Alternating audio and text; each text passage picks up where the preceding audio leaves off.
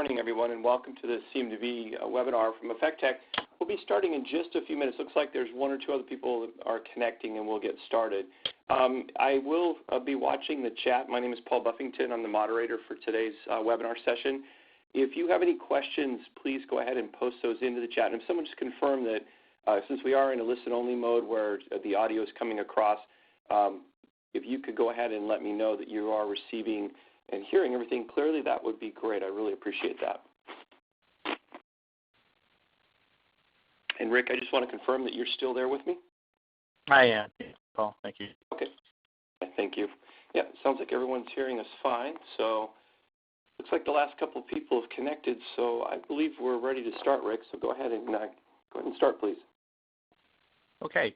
Good morning, everyone, and thank you for joining us in a Part 3 series. It's some time since we actually did Part 2, and the prior webinars around CMDB can be found on our website. So definitely, if there are some references that you're unsure about during this topic, please refer back to the prior webinars. They're about an hour each, and they can be found on EffectTech.com. So my name is Rick Chen. I'm a principal with Effective Technologies, and I've been doing CMDB projects really since version 1, actually prior to GA version 1 of the HM CMDB. So most of my experience has been with the BMC product, the CMDB product, but I've also been exposed to other CMDB initiatives and from other vendors, including IBM as well as HP. So there's very similarities. So this is supposed to be generic. It doesn't necessarily tie into just HM CMDB. These are concepts and design principles, best practices.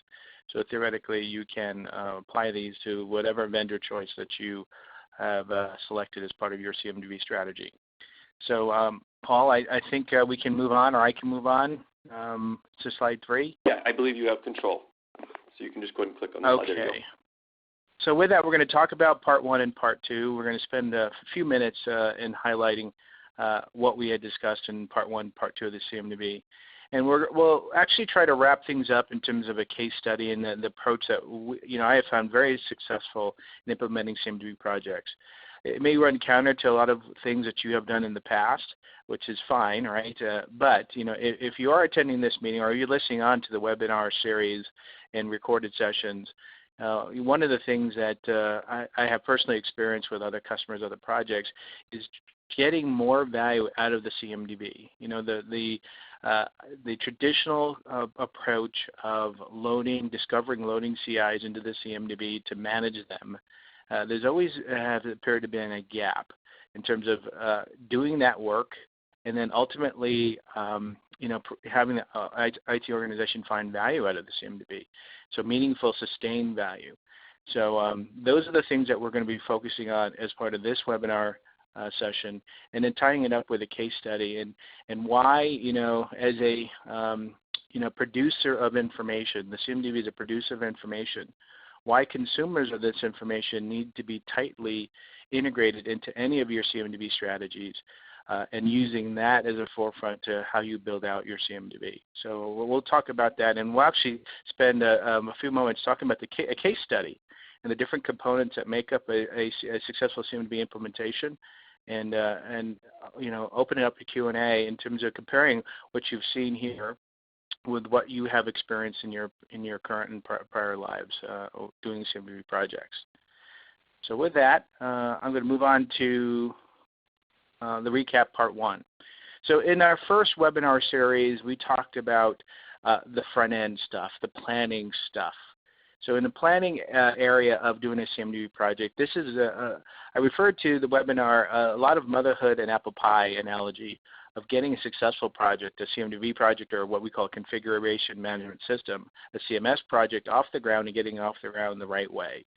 And if those of you who have been a part of any other large IT project, establishing a clear project charter is definitely sets you on the right path. If you can take a particular compass heading and understand what true north is, a well-written project charter will get you to establish that true north setting and keep you aligned of what you will be doing and what you will not be doing. And that's as important as knowing what you will be doing, what you won't be doing as part of your CMDB project.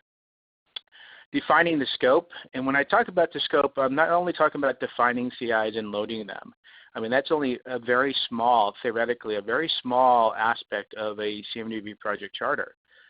Understanding your process owners that may consume your CMDB information, and making sure that your consuming processes, consuming process owners, related tools that support those processes are clearly outlined in scope as part of your CMDB project. So, if you build it, they will come.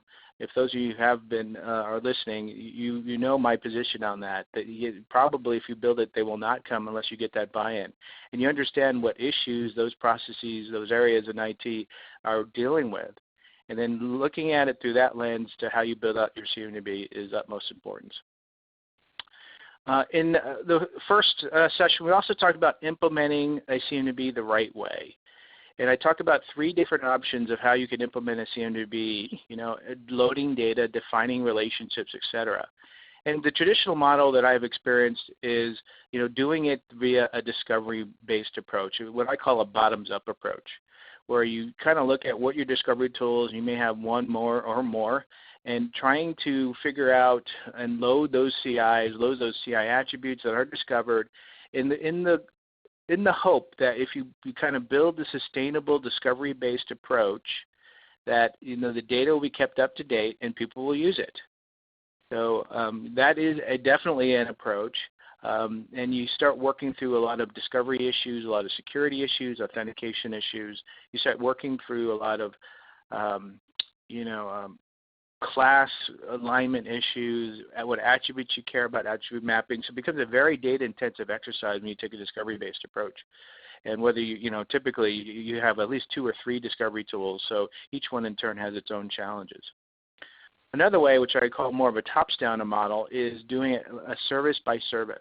We know that the vendors, ITSM vendors, espouse eating this elephant and doing it by service. So what does that mean when you take this top-down service approach? Well, number one, you have to kind of identify what is a service. And those of you who have kind of taken this approach, you've discussed, what is an IT service, what is a business service, what is an application, et cetera. And it becomes this conceptual exercise that you can really get your, wrapped around an axle about going through this tops-down approach. But theoretically, you should put all that aside, spend some time doing it. And in most organizations, even today, 10 years after ITIL v3 or whatever, people still don't have, my guesstimation, have a good handle on the IT services that organization, the IT organization, delivers to the business.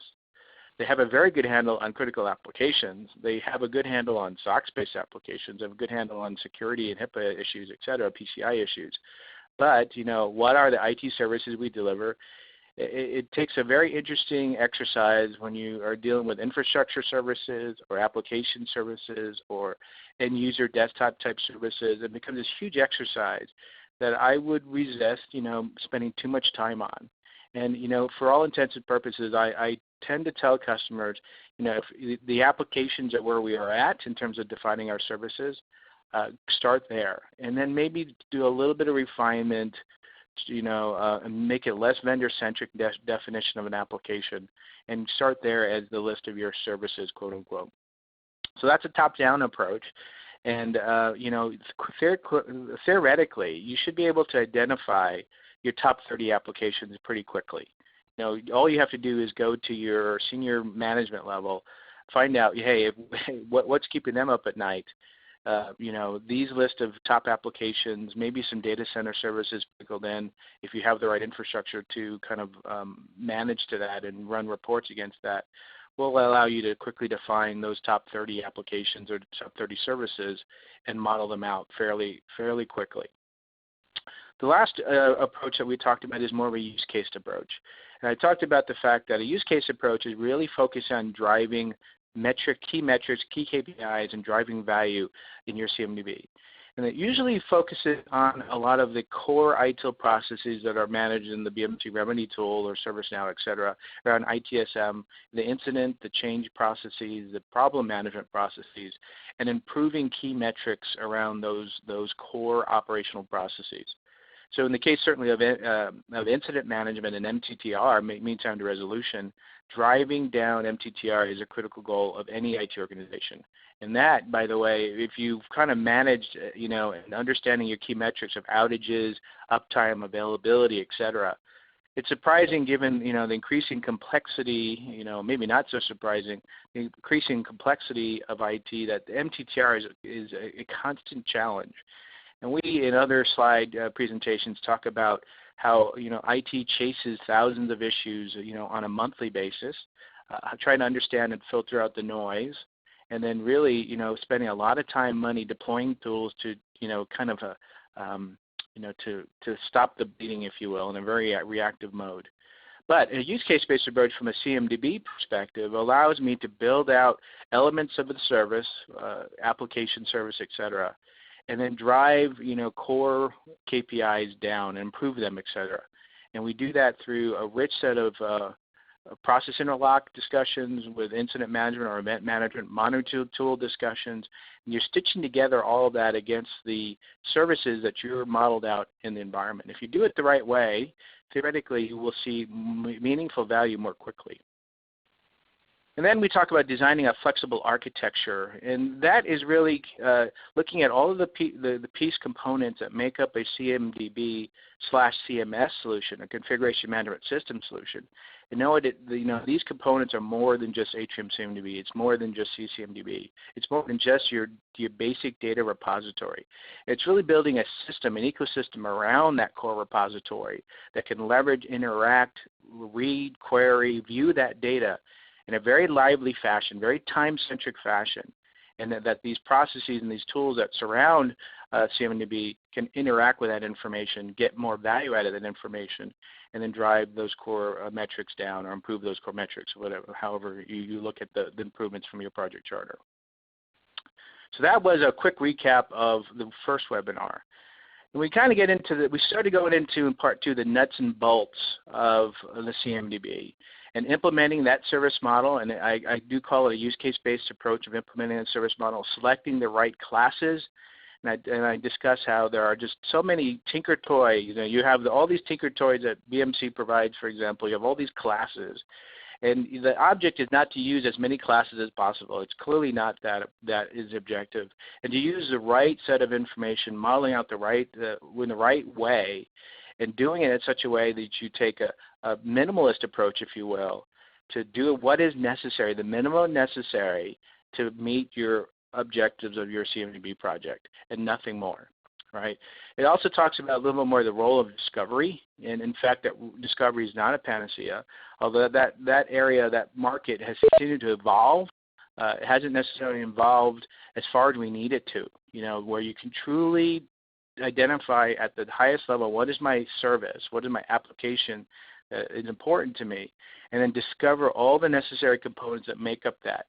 And we talked about the fact that a lot of those elements are discoverable, and they tend to be very detail-oriented CI that you discover through these discovery tools. But there's still a lot of logical components, and bringing in those logical components adds structure around that discovered data. It adds business constructs and business aspects to that service model. And those are, in my opinion, not at all discoverable. They're very much based on the business, around the IT organization, how architecture and the teams view the applications from a video diagram approach, if you will. And a lot of that information is not discoverable.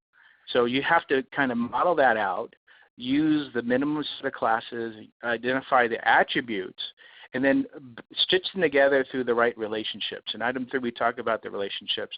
We know we have a ton of different relationships, and some of the BMC or vendor tools use different relationship types to help put more intelligence around the service model. And we talked about how perhaps going overboard on the number of relationships just adds more complexity that has to be maintained.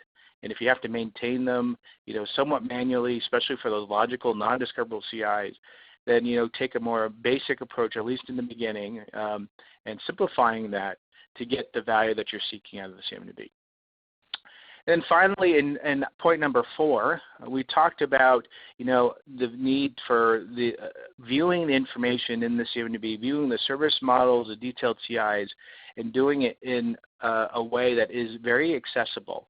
And this is where my personal belief is not just BMC, all of the ITSM vendors have some challenges to be able to view this information in a very accessible way, from the consuming processes or the consuming modules, viewing it in a very accessible way, viewing this data so it's very timely and accurate.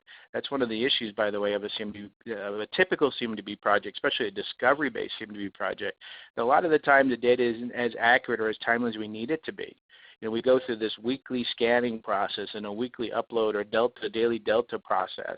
And as soon as the consumers of this information feel that this data is not accurate or timely, they'll definitely, they'll use it less, they'll rely on it less.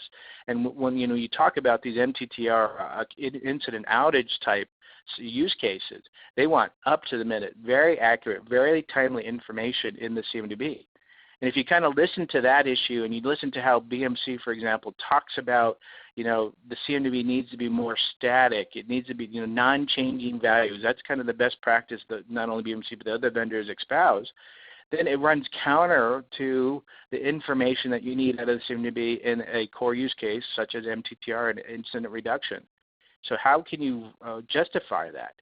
So given all those issues, trying to make the data as accurate, as timely and as relevant as possible to drive the use of that information in CMDB. Otherwise, people just view CMDB as a glorified asset inventory repository, right? And we went through a lot of work to build that, and that's you probably already have an asset inventory system. But certainly the relationship data that you have will help, in your reporting, but it may not meet the core goals of your project charter. If you don't address those issues as much as the data quality issues and building out an accurate service model, if you don't address these issues, then the value, it'll be harder to justify and how to get value out of your CMDB system. So let's move on. That was a quick recap. It was a quick 10-minute, Paul and team, a quick recap of the first 2 webinars. But again, you should go back. They're still recorded and out there and available, so you'll get more insight into that. So now let's talk about, I have a recording. There's a couple of things coming through, Paul. Do we want to take a quick stop before we go to part 3 and run through the questions real quickly? And I'm just seeing the chat session. So do we want to take a pause here and see if anybody has any questions? There's just been the one question about the recordings, and they are available. I've posted the link there on our website where it's at, and this one will be posted there as well. So that's the only question I have, but also just want to remind folks that if you have any questions whatsoever, please go ahead and post those into the chat there, and I will do my best to bring those to Rick's attention. So go ahead, Rick. Thanks. All right, very good. So moving on to the part 3 of this session and some new territory that we'll be covering is, again, reiterating getting value out of your CMDB or your CMS system, making sure we define clear goals. And we're going to start building a use case, a business case around the CMDB implementation that hopefully you'll find value in. And then some of the aspects of the case study that build towards what we ended up doing for a particular customer and trying to drive more value out of a CMDB project for that particular organization. I want to talk about, going back to item number 2, going back to avoiding the common mistakes where more data and more complete service models equals a better solution.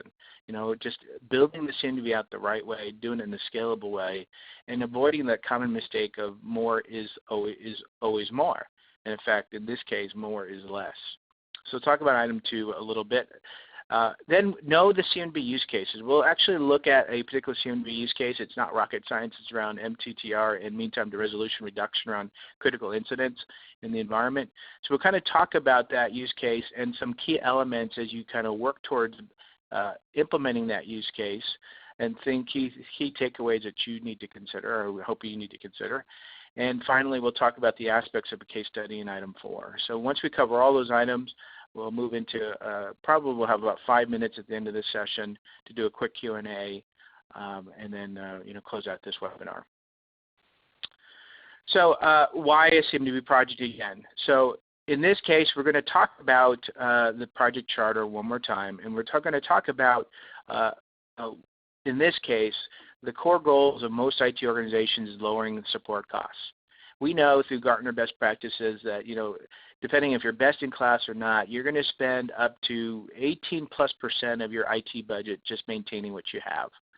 And if that's the case, and business is always kind of quote unquote beating up IT to do more with less, how do you reduce that IT expense, that core operational expense, and improve not only that, reduce the cost, but improve your key service metrics? Those are competing requirements, certainly. And, given this area of, at this point, you probably outsourced and offshored as much as you possibly could to take advantage of cost of labor. But at this point now, we have to do more to lower the cost of maintaining these systems and these applications. How we do it? Well, CMDB is a core essential component of potentially this exercise, but certainly other things, and we'll talk about that as part of the case study, need to be wrapped around CMDB to truly drive value and meet that requirement. So improving data quality. That has always come up for me in any large IT enterprise organization about these multiple islands of information. And in these multiple islands of information, everybody kind of doing their own thing, right? Everybody has their own set of spreadsheets or their own SQL database under the table or so, or what have you, or their own internal website where they're maintaining information about their environment. And very rarely have I seen that information is shared across the organization. It's stuck within the silo, stuck within the IT group, and that's used as part of their effort to document what they have. So that information, unfortunately, needs to be shared across the board, especially when you're dealing with these complex environments where things are interconnected. Very rarely is an application not interconnected. Even a medium-sized application such as Remedy is probably connected to 2 or 3 different systems, whether it's a people HR data feed or an LDAP authentication integration, or certainly it's integrated. The application is integrated to a lot of core infrastructure services, network services, storage level services, compute services, etc., that are being maintained by other teams, not just the Remedy team. And when you have multiple teams doing their thing, and somebody says, "Hey, Remedy is down," what is the first thing you need to do? Well, you start trolling through logs. You start logging onto server. You start checking the database, right? And in that case, believe it or not, often I find that, a Remedy guy only has a very small, narrow view of the entire infrastructure around Remedy. And they have to rely on their WebSphere team, their web team. They have to rely on their DBA team, et cetera. And they don't have access to information around that CI to help troubleshoot it. And the only thing that we really have to do is to look at the logs. And everybody, that classic, let's look at the logs. And the logs won't tell you everything. So that's the challenge of most application organizations. They're siloed around these sub-technology silos. And it becomes very tough to glean that information, that data that you need to not only report out the issue, but also do this ongoing trend analysis, right, for continuous process improvement. So, most organizations want to improve. They want to break down and improve the data quality, break down the data silo issues, and, drive MTTR, right? So how can CMS help there? That's the important question to ask yourselves, and how can, we take an implementation approach to help address those issues. And of course, a very hot topic today, has been ongoing, but certainly it seems to be increasing over the last couple of years, is IT data security and compliance risks. That doesn't seem to be going away. It seems to be getting more urgency. And how does CMS help there as well? So understanding the clear goals, making that part of your project charter, and then looking at CMDB from those lenses as you figure out and implement a solution is definitely a best practice. So when you look at that, you need to state a goal in as clear terms and business terms as possible. And if this goal here is to lower IT maintenance and support costs by 20% for our critical applications, first you need to define what your critical applications are. And this is that eating the elephant that I do agree with. You need to kind of identify your top 10, top 20, top 30 applications or services. They could be IT infrastructure services as part of that goal if you're being sponsored out of the infrastructure team. But if you're taking a more of a business-centric approach, you're identifying your critical applications. And you're looking at the historical trending information to understand what are the current service levels for those applications, what are the business uptime issues, and really trying to start pinpointing what are the opportunities for improvement. So once you do that, you also have to say, okay, if I'm implementing and reducing cost, where are our costs today being spent in maintaining our critical applications?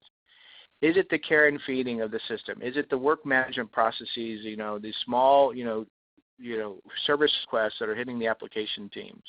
Is it, MTTR, right? Is it change impact in the fact that I'm changing a component here, it affects this upstream application or downstream application, depending on how you view things, and that downstream application is not aware of it. So there's a lot of change communication, change impact issues, and that's causing a lot of what we call change-induced incidents, right? So that's a critical issue. And if we get one of those, everybody, all hands on deck, and we have to improve those issues. So we want to reduce that. So these are the things you have to understand from a process perspective. Is it impacting incident management? Is it impacting service requests? Is it impacting change management? Is it impacting asset management? Those core asset goals around the costs of warranty and maintenance.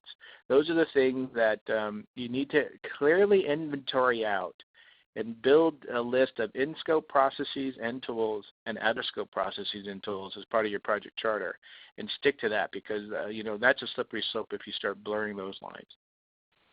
And then finally, once you identify those critical areas of improvement, and you understand the critical processes that we want to touch, and those become what we call the consuming processes of a CMDB or a CMS system, then you want to identify the use cases.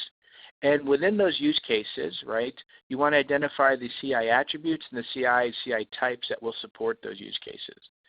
So when I talk about, you have 43 CMDB HM classes that you could use, right? You have to, in my recommendation of this, use case centric approach of building on a CMDB, you have to select which CI types, CI classes, what the CI attributes are required for those use cases. And I always say, and do nothing more. Just because you can get it, just because you can discover it and load it, it shouldn't be put into the CMDB. That's part of your CMDB governance process. You take these high-value use cases, the processes that need that information, and that will drive ultimately the data that you will load into the CMDB, the classes that you use, and how you model out your services. So I have literally, by the way, have implemented CMDB projects where initially we populate 3 or 4 attributes in each CI, or all the major CI classes. That's it. And also, as part of the case study, I'll actually show you and justify for you why even a discovery tool integration is not required to drive the use case. So that is running a little bit contradicted in potentially what you all have done in the past. But, loading the data because you just can is not necessarily the right approach, but doing it based on the use cases you support. And as your use cases grow, certainly the data requirements will grow for those use cases, but that's fine. That's part of your maturity of the CMDB. That is a good, healthy, growing, maturing CMDB that the business will continue to find value out of. Then the service model, right? So you have your use cases, you have your goals, you have your core metrics that you want to improve upon. Then you have to take a modeling approach. And I'll save a topic on this one because I have a couple more slides on this, and how to model it out. And only model out and only use the CI classes that you need to support those use cases. So I'm reiterating this probably too much at this point, but hopefully you'll get the idea there. And then to implement these use cases in a very agile way. Don't make it a long discovery-oriented data project, but as you work with teams, you get core stakeholders buying into the process. Use an agile development cycle to implement, 2 or 3 use cases at a time and roll them out. And do that on a quarterly basis. You will get a lot of consumers of your CMDB, and you will have a line probably waiting out your door as you circulate and evangelize and internally market the successes. you will get more and more people saying, hey, I want to do that here, I want to do that there. And you will get a growing set of happy and users that are championing the value that seem to be. And that's where, take the good with the bad. Being popular in some cases may be a bad thing, but you probably become a very popular group and organization as you build out continuously use cases that drive improvement in the organization. So with that, one quick aside I wanted to say here is this notion of a service model. So if you go back into webinar number 1, we talked about a service model that kind of fits into some industry standards, or depending on whether you're on-premise or off-premise in the cloud. You go through this exercise of defining your service tiers, right, as part of your service model, starting with the application or service definition down to the infrastructure items that make up your services.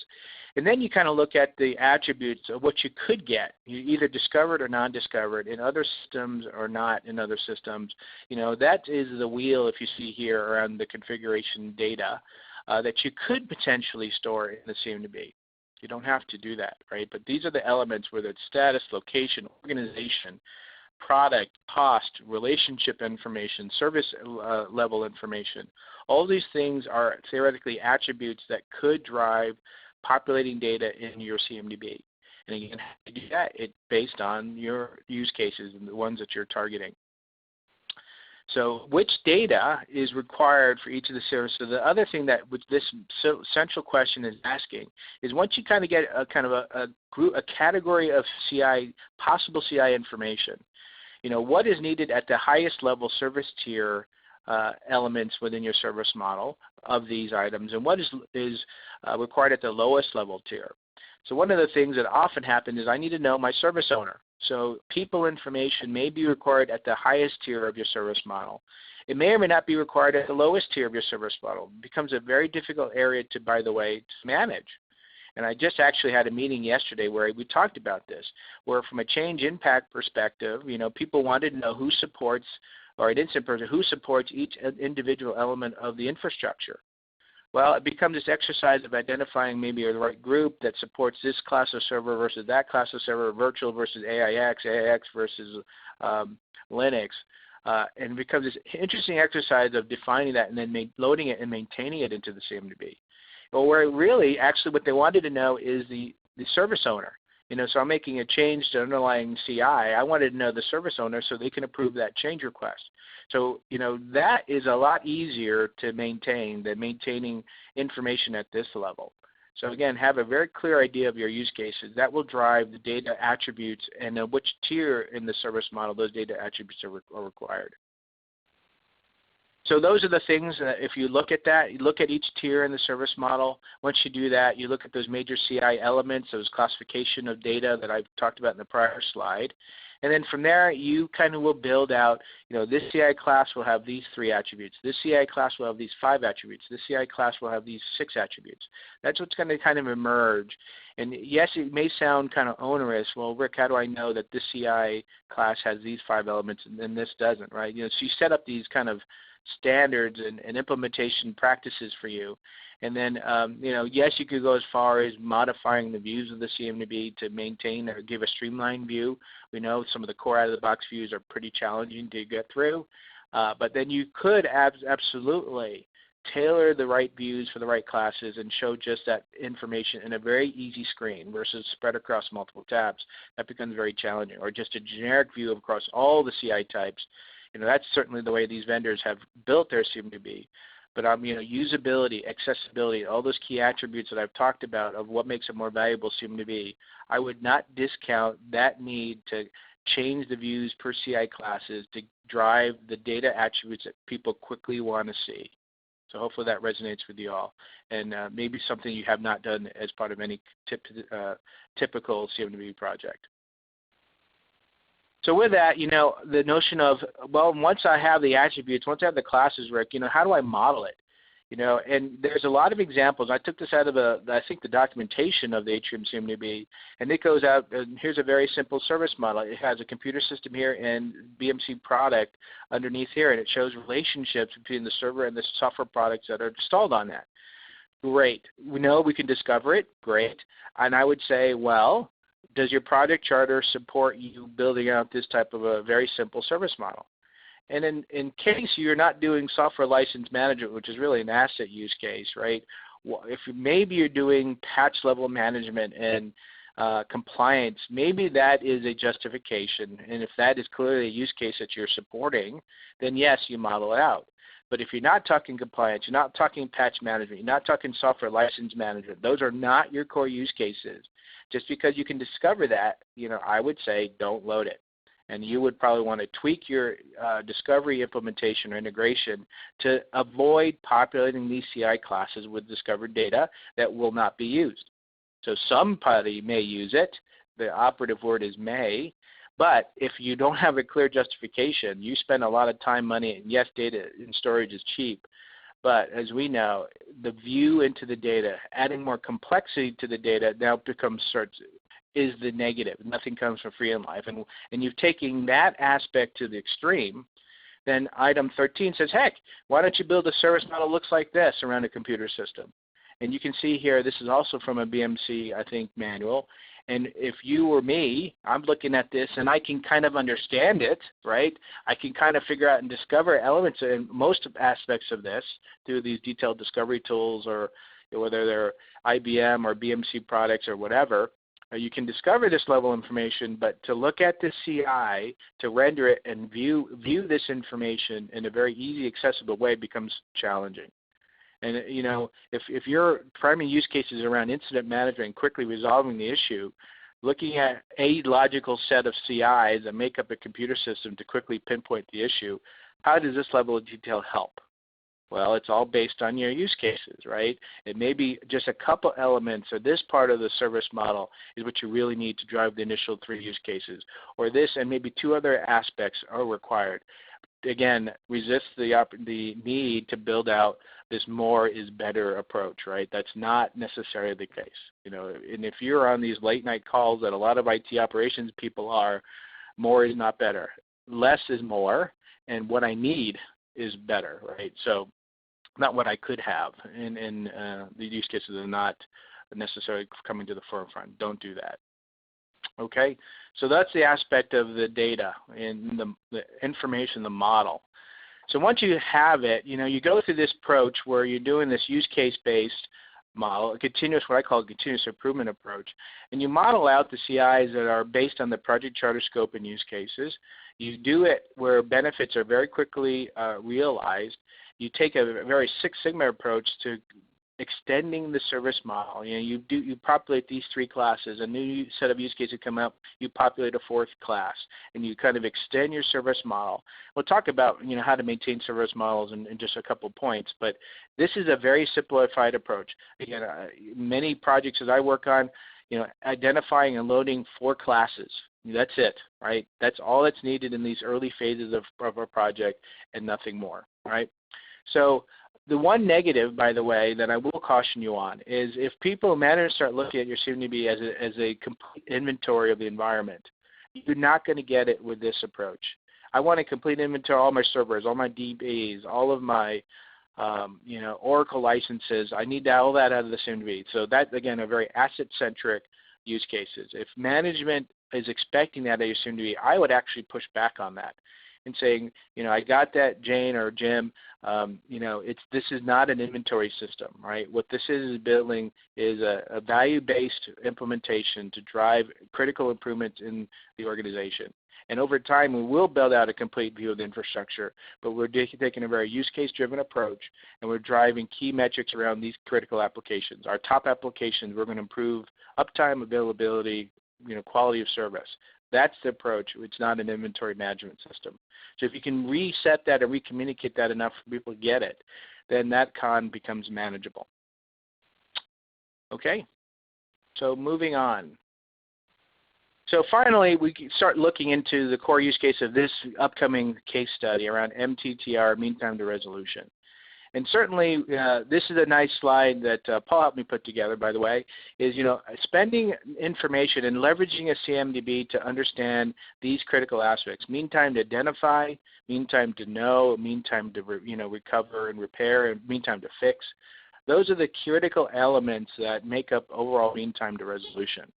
And as you see here, that mean time to know, right, is where a lot of your time is being spent in ultimately to identify in that proverbial needle in the haystack, finding out what the root cause of this issue is, and then fixing it, right? Getting the right people in that proverbial SWOT call where 14 people are in a call trying to systematically determine where that needle is.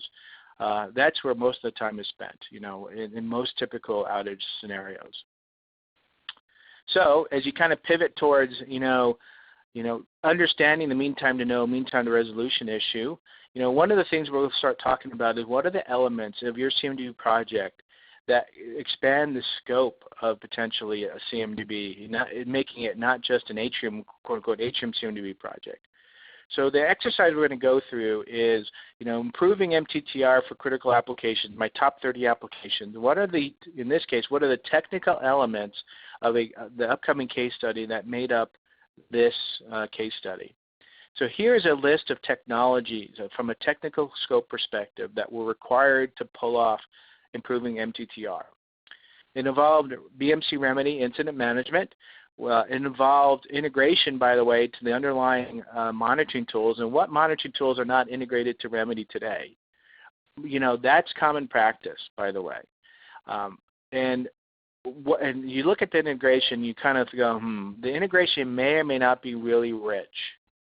So one of the things that I will tell you about in this case study is we end up refactoring the Tivoli netcool, in this case, a Tivoli integration to remedy. And why did we refactor it? Certainly pulling out information like the CI for that event is important. But what I've experienced and counted that most of the CIs that are related to these underlying Tivoli infrastructure monitoring tools, for example, is really the server that's causing or tripping the alarm. Well, we refactored that where we not only got, as you look at the overall Tivoli framework and Tivoli suite of monitoring tools, the server CI was not the necessary CI that was, causing the alert. It was actually the process running that was being monitored on that server that was causing the alert. Whether it was a WebSphere process, it was a maybe Oracle process, that was actually tripping the alert. So we ended up refactoring the Tivoli integration to remedy to pull out actually what we considered the causal CI. So it's not just the server name of the host name that was always related to the server or to the incident ticket. It became that underlying server plus process CI, and that is what we call the software server CI that was running on that box. We actually provided both elements in the ticket creation process, the ticket integration process to remedy. So that's not a common practice today. It was extending the legacy integration that hadn't been touched in about 10 years, for that matter, for this customer, and improving and enriching the integration to provide more detailed CI information. So that was also, by the way, part of the technical scope. And finally, one of the things we also, certainly Atrium CMDB came into play, but then we also said, wow, here's a complex enterprise organization. They actually had an HP tool. They didn't have Atrium Orchestrator. They had HP Orchestrator. So that became part of the mix to do a lot of runbook automation around these critical applications. And then finally, a plugin for effective transport. The ability to quickly define the service model for the top 30 applications and both, primarily non-discoverable aspects of the service model, and to load and refine that service model, we needed an easy way to define and load those CIs, those quote-unquote logical non-discoverable CIs, or those higher-level service model CIs. And we ended up using the tool that we produced called Effective Transport to create a spreadsheet load process for the top 30 applications to load and quickly reload, define, update, change, etc. The CI model, the service model into Atrium. So Effective Transport is a very effective tool for doing that, for managing your CMDB CI data. And here, just as a plug-in for this, we didn't end up loading or requiring discovery.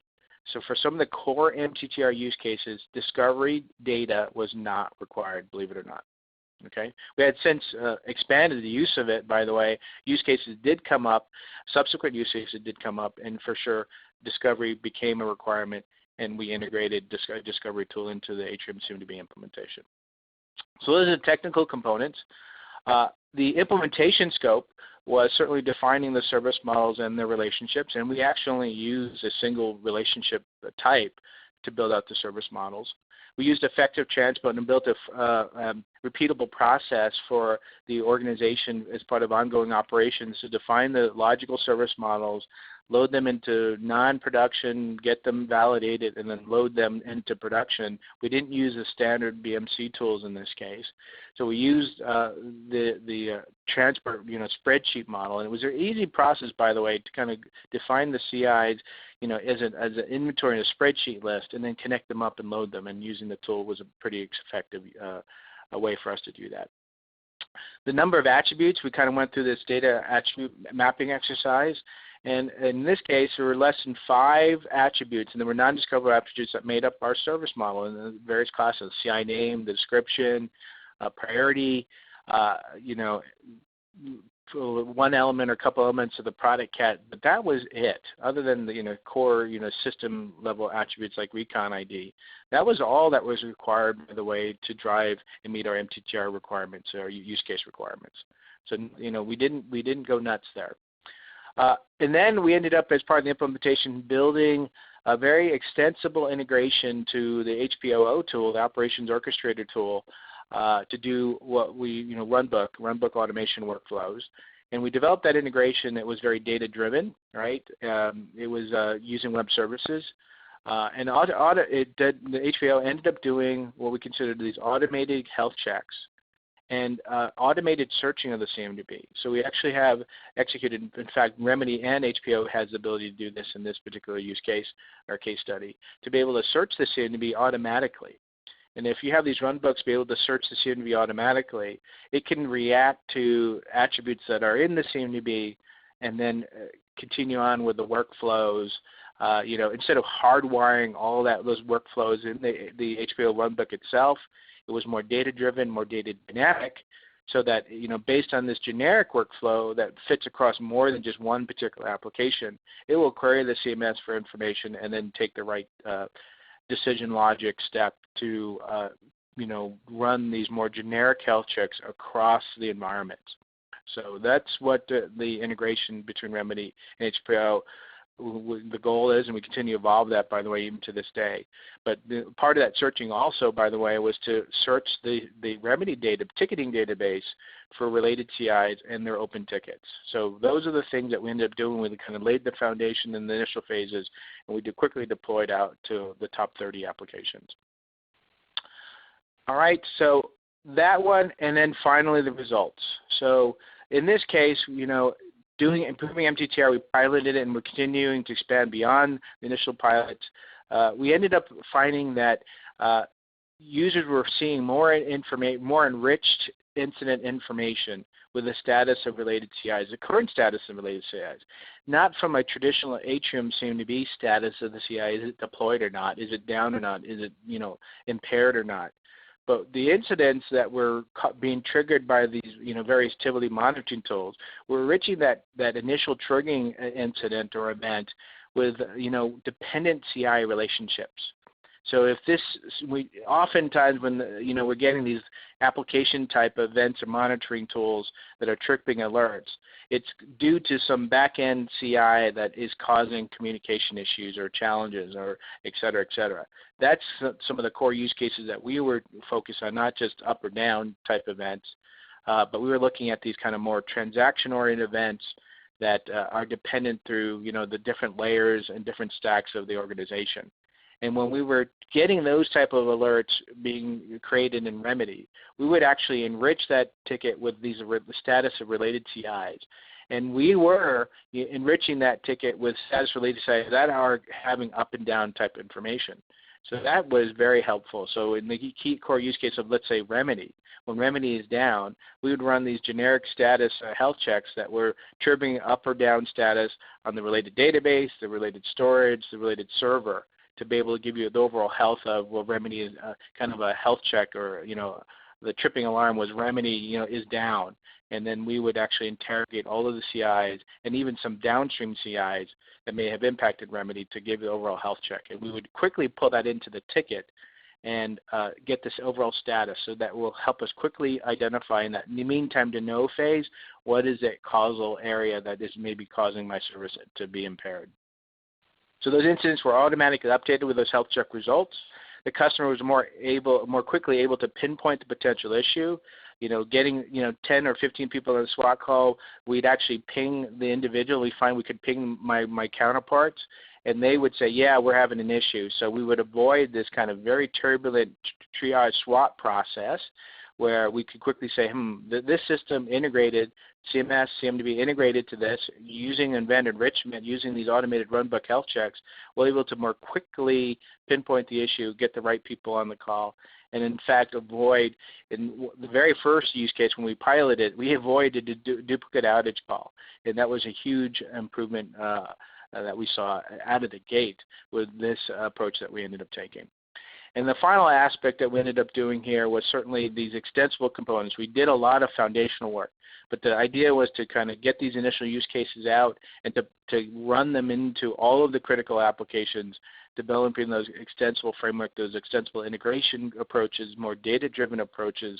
That was a cornerstone value that we had, so that the more and more applications can quickly gain the benefits of the CMDB and all of the integrated processes and tools around that. So hopefully you can get a good sense of that. I talked to you about some additional aspects of the implementation where we had the data-driven, HPO integration, but there are a couple other elements that certainly we could share with you that were critical to the success of the project in this particular case study. So that we can set up as part of any follow-on one-on-one session. So I'm going to close here and tell you that hopefully, understanding the different tools in this use case, we required tools from 3 different vendors, BMC, HP, and IBM, for example. Having this integrated framework to be able to consume the CMDB and CMS data, the service model data, those were the critical aspects that I see if you're looking at building out a CMDB that drives critical MTTR reduction, become kind of a cornerstone to your approach of building out a CMDB, and not just loading, discovering data. So with hope you find that useful and beneficial. Certainly we could talk more about that, as part of any kind of maturity assessment. You can arrange a follow-on meeting with one of us here at EffectTech, and we could share with you our more insights and maybe help guide you in those areas. I will put one more plug-in for effective transport. We use that extensively for service modeling and loading CIs. That was a critical piece for us to quickly react to changes or updates to the service model data, and those help us maintain and keep the CMDB up to date and evergreen. So with that, Paul, I'm going to turn it back to you and open it up for questions. Okay, if anyone has any questions and would like to ask them at this time or put them into the chat, that would be great as we transition over here to wrap up in just a few minutes. And as someone's getting ready to put a question in there, also wanted to let you know when the survey comes up and we finish up here, we've got some really good questions to kind of get your feedback. We are planning for the next several of these webinar sessions. We've got a couple more that Rick has planned out, and we would love to hear possibly some other topics that you're interested in, and also how you're currently leveraging your CMDB. There are a couple of questions in there. And one other thing I will note is that the presentation slides are available for download when that questionnaire comes up at the very end of our session today. It will also be posted with our recording that will go on our website. So if you've heard something really valuable here or you want to share this entire series maybe with someone else on your team, you can send them the link and you'll find all 3 of the sessions currently on our website once this one's posted later today, as I said. So any questions at this point? Right, looks like, Rick, we don't have any questions from anyone at this point. All right. Well, thank you for taking time to hear the webinar, and I appreciate your attendance. So, Paul, thank you for hosting. Well, thank you very much, Rick. Really appreciate it, and we look forward to continuing the conversation in our next session here in the next month or so. So stay tuned for that and look for more updates from the EffectTech team. Thanks, and have a good night. Bye, everyone.